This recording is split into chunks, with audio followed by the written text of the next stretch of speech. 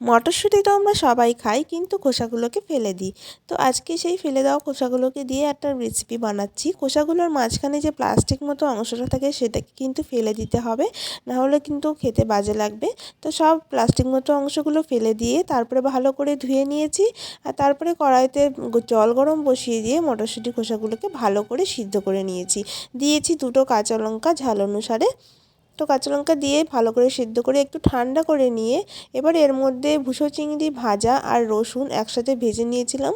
ভুসো চিংড়ি আর রসুন একসাথে ভেজে নিয়ে এর মধ্যে দিয়ে দিলাম। তোমরা চাইলে বড় চিংড়ি মাছও দিতে পারো, আমার কাছে ছোটো চিংড়ি মাছ ছিল তাই আমি দিলাম। তারপরে কড়াইতে সর্ষের তেল গরম করে একটা বড় সাইজের কোচানো পেঁয়াজ দিয়ে ভালো করে ভাজা ভাজা করে সেই পেস্টটা কিন্তু এর মধ্যে দিয়ে দিলাম। পেস্টটাকে দিয়ে একটু ভালো করে নাড়াচাড়া করে নিলাম।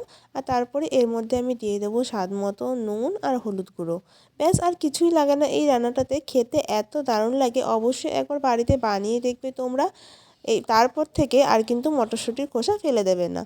তো দেখো, নুন আর হলুদ দিয়ে ভালো করে হাই ফ্লেমে কিন্তু আমি একদম বাটাটাকে শুকিয়ে নিচ্ছি। তো দেখো, আমার রেডি হয়ে গেছে বাটাটা। তো আমার ভিডিওটা কেমন লাগলো অবশ্যই জানিও। এরকম ইউনিক রেসিপি দেখতে কিন্তু আমার পেজটাকে ফলো করে দিও, আর ইউটিউব থেকে দেখলে সাবস্ক্রাইব করে দিও। তো চলো, দেখা হচ্ছে পরের রেসিপিতে। টাটা।